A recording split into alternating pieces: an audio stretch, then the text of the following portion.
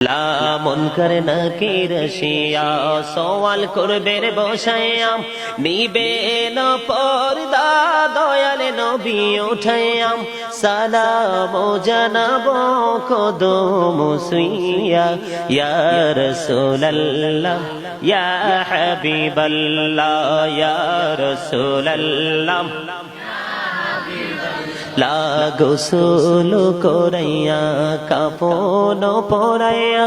যখনই রাখিবে কবরে শোয়াইয়া